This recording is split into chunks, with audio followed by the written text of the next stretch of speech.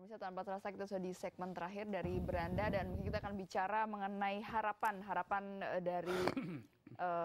dari Pak Roni, gimana untuk tahun ke-16 ini kira-kira Bekasi PR-nya bagaimana untuk solusinya? Pasti banyak. Nah, prioritasnya Dan mungkin tadi Pak Dadang bilang PR itu selalu dihadapkan pada keterbatasan anggaran di APBD gitu. Jadi kalau hari ini ke depan mungkin mulai hari ini ke depan saya justru pengen mengajak eksekutif ya, wali kota beserta seluruh dinas, DPRD juga, ayo rame-rame kita berani memotong anggaran-anggaran kita ini semua yang belum prioritas sehingga bisa dialihkan untuk publik.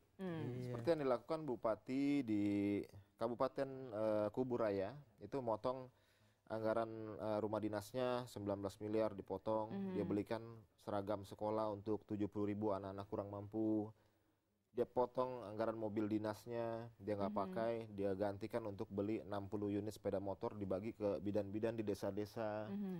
Yang seperti ini barangkali sebuah contoh yang mesti ditiru oleh seluruh jajaran pemerintah pelayan publik di Kota Bekasi. Oke, kira-kira gimana Pak Dadang? Berani nggak niatnya? Berani. Ya balik lagi barangkali kalau kami terutama dari sisi perencanaan ya, apapun kita memang rencanakan dengan baik gitu ya. Tapi kan apapun yang kita rencanakan itu belum tentu menghasilkan sesuatu yang baik kalau implementasinya juga kurang baik. Tadi misalnya satu contoh, ya jalan tadi misalnya ternyata emang mungkin perencanaannya tidak seperti itu, tapi implementasi di lapangan masih ini sehingga masyarakat masih kecewa untuk itu. Kemudian dari tadi juga Pak Roni kita sudah membuat perencanaan seperti apa, tapi ternyata mungkin eksekusinya kacau. Tidak semua orang bisa senang. Prioritas itu kan juga memang harus kita arahkan lebih tajam ya. Mana yang prioritas itu kelihatannya memang seperti itu sebetulnya kalau menurut saya. Oke, baik dari Pak Zul sendiri harapannya gimana? Itu yang semua pasti orang berharap dia menjadi kota yang lebih baik lah. Kira-kira prioritasnya apa nih yang harus diperbaiki di Kota Bekasi? Sarana pelayanan umum itu kan satu kota menjadi syarat ya, tuntutan warga kotanya. Nah itu yang perlu. Nah jadi di Bekasi ini ada juga yang dilupakan dia. Pemkot itu misalnya belum saya lihat menggali potensi-potensi dana dari wilayahnya sendiri. Misalnya saya melihat ada sungai yang bagus di sana. Terus mungkin kalau itu menjadi KP jadi apa tadi saya bilang dia mesti berani berpikir alternatif tuh orang yang mimpin. Jadi waterway dari Bekasi itu bisa. ke Cawang. Saya udah pernah ngobrol. Kenapa nggak dibikin waterway ini? Angkot kita hapus. Jembatannya nggak usah dibongkar. Nggak dibongkar. Sistemnya dibikin kolong, bisa koneksi. Itu bisa mengurangi kemacetan. Dari mulai Bekasi Timur perbatasan kabupaten sampai perbatasan Jakarta itu bisa bikin waterway. Ya. Artinya perlu ada kerjasama dengan DKI Jakarta tentunya. Terakhir saya berharap justru Gubernur DKI bisa duduk bersama dengan pemerintah Kota Bekasi. Yuk kita bikin koneksi transportasi. Mungkin ini saatnya untuk aktif langsung harus action melakukan.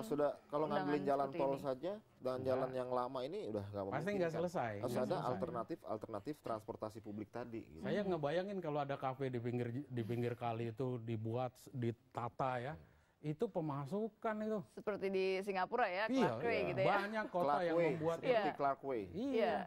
Banyak. Jadi ajaklah orang-orang yang dianggap layak untuk memikirkan kota itu. Kenapa nggak diajak gitu? Anda jangan mikirin sendiri. Warga kota itu pun mau kok membantu mikir gitu loh. Tapi kata Bapak ini lagi, jangan bohong-bohongan doang. Kita bikin perencanaannya, eksekusinya tetap aja. Itu tugas pengawas nih, bagaimana terus memantau tetap berjalan di koridornya implementasinya. Ada DPRD, ada masyarakat. Kalau DPRD kan jumlahnya hanya 50 orang, harus mengawasi kegiatan sebegitu banyak. Ya kita harus mengajak seluruh komponen masyarakat, mahasiswa, LSM, pengamat. Semua warga kota lah, RT, RW, yuk sama-sama kita bangun Kota Bekasi. Oke, baik. Waktunya sayang sekali sudah singkat sekali. Terima kasih Pak Roni, Pak Dadang, Pak Zul, terima kasih. Semoga Bekasi di tahun yang ke-16 ini menjadi kota yang lebih baik lagi ya. perkembangannya lebih maju dan masyarakatnya bisa merasa tadi aman, nyaman, dan senang tentunya tinggal di Bekasi. Dan pemirsa juga terima kasih atas kebersamaan Anda dalam Beranda. Saya Lulu Kemiati pamit mundur dulu dan jangan kemana-mana karena akan hadir juga ada berita usai pariwara berikut. Jadi pastikan Anda tetap bersama kami di JAK TV. Terima kasih dan selamat sore.